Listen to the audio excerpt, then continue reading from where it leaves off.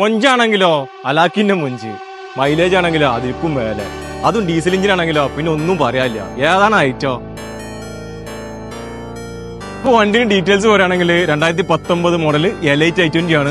Single ഓവർഷിപ്പിൽ വരുന്ന വണ്ടിയാണ്. 75,000 kilometre മാത്രമേ ഓടിയിട്ടുള്ളൂ. വേറെ മേജർ ആക്സിഡന്റ് കാര്യങ്ങളൊന്നുമില്ല. പക്ക നീറ്റ് ആൻഡ് ക്ലീൻ ആണ്.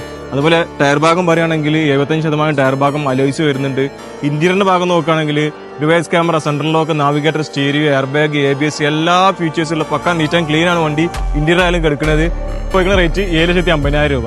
6.5 ലക്ഷം വരെ നമുക്ക് ഫിനാൻസും ചെയ്ത് കൊടുക്കാം. അപ്പോൾ താഴെ നമ്പർ ഉണ്ടാവും, വിളിച്ചോളിങ്, എടുത്ത് കറക്കിയിട്ട് കൊണ്ടുപോയിക്കോളി.